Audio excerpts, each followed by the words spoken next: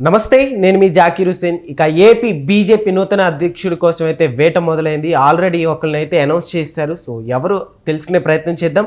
ప్రస్తుతం మనతోటి senior journalist Jagdev గారు ఉన్నారు. వెల్కమ్ చెప్పేద్దాం. Hi sir. హలో అండి. ఏపీలో బీజేపీ నూతన అధ్యక్షుడు కూడా అయితే సెర్చింగ్ కొద్ది రోజులుగా నడుస్తుంది. సో ఆల్రెడీ అనౌన్స్ చేశారు అంటున్నారు. సో ఎందుకని అంటే ఆల్రెడీ పురంధేశ్వరి గారు కూడా ఉన్నారు కదా, ఏం చెప్తారు సార్?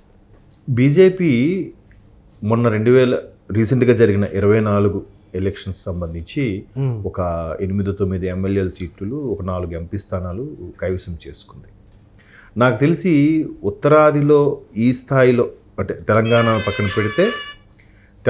విషయం పక్కన పెడితే ఈ స్థాయిలో గెలుచుకోవడం అనేది గొప్పగా చెప్పొచ్చు. అయితే దానికి కారణం because of TDP and Janasena.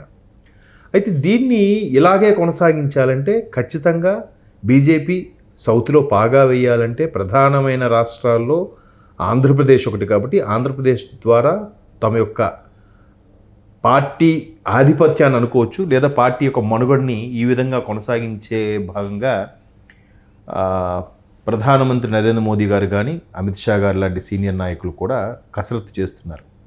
అయితే రీసెంట్గా అమిత్ షా గారు వచ్చి వెళ్ళిన తర్వాత ఈ పరంగా కూడా పార్టీ వ్యక్తులతో సమావేశమైన నేపథ్యంలో ఏదైతే ఇప్పుడు గెలుచుకున్నారో ఆ పరంపర కొనసాగాలి, అలాగే పార్టీ బలోపేతానికి కృషి చేయాలంటే ఖచ్చితంగా కీలకమైన నేతల్ని మొదటి నుంచి పార్టీ కోసం పనిచేసే వ్యక్తులకి ప్రాధాన్యత ఇవ్వాలనేది అందరూ చెప్పే విషయమే. అయితే బీజేపీ ఎప్పుడు కూడా చాప కింద నీరులాగా ఎక్కడ వాళ్ళు ఒక ముఖ్యమంత్రి అభ్యర్థిని కానీ, ఒక గవర్నర్ని కానీ, లేదా ఒక కేంద్ర మంత్రిని కానీ వాళ్ళు ప్రకటించేటప్పుడు వాళ్ళు పుట్టు పూర్వత్రాలు మూలాలకు వెళ్తే ఖచ్చితంగా బీజేపీ కోసమో, సంఘ పరివార కోసమో, లేదా విహెచ్పిలో కీలకంగా పనిచేసిన వ్యవహారమో ఏవో ఒకటి వాళ్ళ మూలాలు ఉంటాయి. అలాంటి వాళ్ళని ఖచ్చితంగా వాళ్ళకు గుర్తించి ప్రాధాన్యత ఇచ్చి వాళ్ళకి పదవులు కట్టబెడుతుంటారు.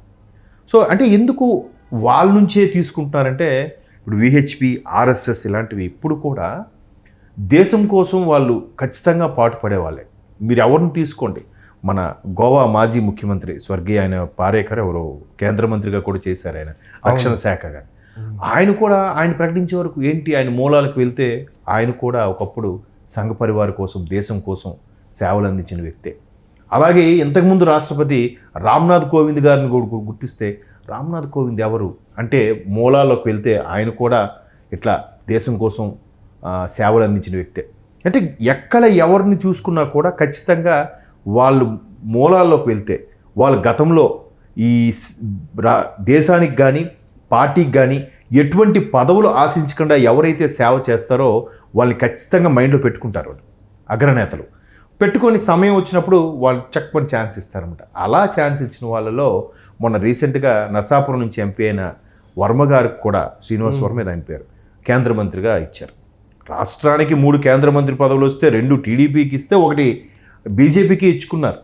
ఎందుకు ఇచ్చారు ఆయనకి అంటే ఆయన కూడా పార్టీ కోసం పనిచేసిన వ్యక్తే. ఇకపోతే మీరు అన్నట్టు పురంధరేశ్వరి గారికి కూడా ఇచ్చారు. పురంధరేశ్వరి గారు ఎలక్షన్స్ ముందు చాలా టఫ్గా అందరితో పాటు పోటీగా క్యాన్వాసింగ్ చేయడం జరిగింది.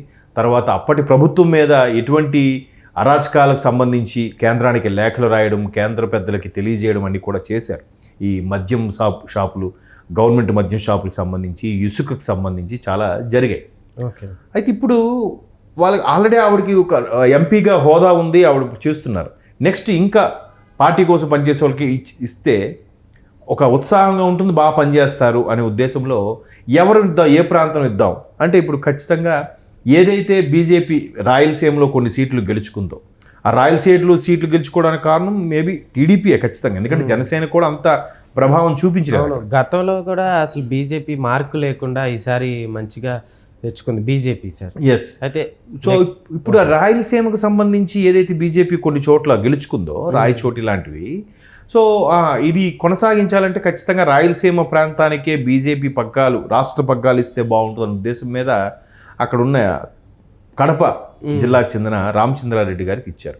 ఎవరు ఈ రామచంద్రారెడ్డి గారు అంటే తెలిసిన పేరే, తెలిసిన వ్యక్తే, సుపరిచితులే. కానీ ఏంటి ఈయన మూలాలకు వెళ్తే ఈయన కూడా ఒకప్పుడు దాని యువ మోర్చాకి పనిచేసిన దాఖలాలు కానీ, ఆర్ఎస్ఎస్ కోసం పనిచేసిన దాఖలాలు కానీ, లేదా బీజేపీ కోసం రాష్ట్ర ఉపాధ్యక్షులుగా కానీ లేదంటే కన్వీనర్గా చేసిన సందర్భాలు కానీ చాలా ఉన్నాయి. ఓహో, వీళ్ళు ఎవరిని పికప్ చేసుకున్నా పార్టీ కోసం దేశం కోసం సేవలు అందించే వారిని వీళ్ళు గుర్తుపెట్టుకుని చేస్తారు. సో అలా చేయడం వల్ల ఇప్పుడు కడప అంటే రాయలసీమ ప్రాంతాల నుంచి తీసుకురావడం వల్ల ఖచ్చితంగా పార్టీ బలోపేతానికి అధ్యక్షుడు ఆ ప్రాంతానికి చెందినవాడే కాబట్టి ఒక రకమైన రాష్ట్ర అధ్యక్షుడు అంటే ఆ హోదా వేరు. పైగా సెంట్రల్లోను స్టేట్లోను కూటమి ప్రభుత్వమే ఉంది, వాళ్ళ ప్రభుత్వమే ఉంది. అటువంటి పార్టీకి, కేంద్రంలో బలోపేతంగా ఉన్న పార్టీకి, రాష్ట్రంలో కూడా ప్రభుత్వంలో భాగమైన పార్టీకి అధ్యక్షుడిగా ఉండడం అనేది ఒక విధంగా ఆ పార్టీ వ్యక్తి ఒకవేళ ముఖ్యమంత్రి అయినా పార్టీ అధ్యక్షుడు ఉండే హోదా వేరు, పార్టీ అధ్యక్షుడికి ఉండే ఖ్యాతి వేరు, అంతే కదా. దాన్ని ఏమంటారు, డిజిగ్నేషన్ చాలా గొప్పది. ఇప్పుడు మొన్నటి వరకు కూడా నడ్డా గారు ఉన్నారు. నడ్డా గారు ఉన్నప్పుడు బీజేపీ అధ్యక్షులు అంటే ప్రధానమంత్రి నరేంద్ర మోదీ అయినప్పుడు కూడా బీజేపీ అధ్యక్షులు అని అంటే ఆ డిజిగ్నేషన్ వేరే ఉంటుంది, అది చాలా ఇంపాక్ట్గా ఉంటుంది. సో అలాగా ఇప్పుడు రామచంద్రారెడ్డి గారికి బీజేపీ అధ్యక్షుడుగా ఇవ్వడం అనేది ఒక కేంద్రంలో బలంగా ఉన్న పార్టీకి అధ్యక్షుడిగా పనిచేయడం అనేది కూడా రాష్ట్రానికి గొప్ప విషయమే. సో మొన్న ఎప్పుడైతే అమిత్ షా గారు వచ్చారో ఇవన్నీ లెక్కలు బేరీజులు వేసుకొని ఖచ్చితంగా సరైనోడికి ఇవ్వాలనే ఉద్దేశంతోనే ఇవ్వడం జరిగింది. పార్టీలో కూడా మంచి అభిప్రాయం ఉంది ఆయన మీద అందరికీ కూడా. ఓకే. సో అలా ఉండడం వల్ల వాళ్ళు ఏదైతే ఢిల్లీ పెద్దలు సెలెక్ట్ చేస్తారో వాళ్ళు సెలెక్ట్ చేసే నేమ్ను ఇంకెవరు అపోజ్ చేయడానికి కూడా ఉండదు, అలా పెడతారు వాళ్ళు. అవును. ఇప్పుడు ద్రౌపది ముర్ము రాష్ట్రపతి గారిని చేశారు. ఆవిడేంటి ద్రౌపది ముర్ము ఎక్కడ ఇవిడ ఒరిస్సా, ఓకే ఏంటి, తీరా చూస్తే ఆవిడ కూడా దేశం కోసము పార్టీ కోసము సేవలు అందించే వల్ల ఉంటారు. ఆవిడ సాదాసీదా జీవితం గడుపుతూ ఉంటారు, చాలా సింపుల్ లివింగ్ లైఫ్ అనమాట. అంటే వాళ్ళు అన్నీ త్యాగం చేసి ప్రజల కోసమో దేశం కోసమో పార్టీ కోసం పనిచేసే వాళ్ళలాగా ఉంటారు. అటువంటి వాళ్ళని బీజేపీ అధిష్టాన పెద్దలు చూస్ చేసుకుంటారు. చూస్ చేసుకోవడం వల్ల అంటే వీళ్ళు 600 అయినా 106 అయినా పార్టీ కోసం పనిచేస్తారు. అదే కదా కావాలి ఎవరికైనా. పైగా కూటమి ఉంది, ఆల్రెడీ బలోపేతంగా ఉంది, రాష్ట్రంలో కూడా ఈసారి మంచి సీట్లే సంపాదించుకుంది. కాబట్టి ఈ పరంపర ఇంకాస్త పెరిగేలా ఉండాలి, తగ్గేలా ఉండకూడదు. అఫ్ కోర్స్ అందరికీ తెలిసిన విషయం ఏంటంటే BJP because of TDP Janasena వల్ల గెలుచుకుందని తెలుసు.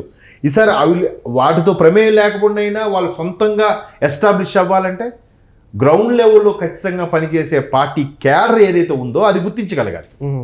ఆ గ్రౌండ్ లెవెల్ కార్యకర్తలు స్ట్రాంగ్గా ఉంటే ఏ పార్టీ అయినా పదుల సంఖ్యలో కొన్ని సంవత్సరాల పాటు మనుగడ సాగిస్తుంది, నిలబడుతుంది. ఓకే, నెక్స్ట్ టైంకి బీజేపీ కార్యాచరణ ఇంకా గట్టిగా ఉండబోతున్నట్టు కనిపిస్తుంది సార్. ఎగ్జాక్ట్లీ ఇంట్రెస్ట్ అంటే ప్రతి ఒక్కరు లాస్ట్ టైం ఇప్పుడు వరకు అయితే ఏపీలో అంతగా ఇంట్రెస్ట్గా ఎవరు చూపించలేదు. ఇప్పుడు జరుగుతున్న ఇవన్నీ చూస్తుంటే బీజేపీ గట్టిగా పుంజుకున్నట్టుగానే కనిపిస్తుంది. ఇప్పుడు ఈవెన్ మన గవర్నర్గా చేశారు మన ఆవిడెవరు, తమిళిసై గారు కూడా.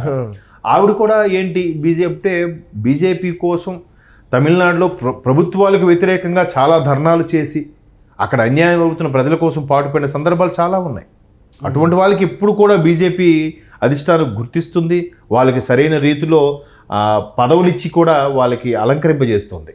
ఓకే. సో కాబట్టి ఈసారి కూడా ఒక మంచి మరీ యువనేత కాకపోయినా ఉన్న వాళ్ళతో కంపేర్ చేస్తే కొంచెం యంగ్ జనరేషన్ రామచంద్రారెడ్డి గారికి ఆ అధ్యక్ష పదవి కట్టబెట్టడం అనేది మంచి పరిణామంగా చూడొచ్చు. చూద్దాం మరి బీజేపీ ఎంతవరకు పుంజుకుంటుందో, జనాల్లోకి ఎంతవరకు వెళ్ళగలుగుతుందో చూడాలి. Okay sir, thank you.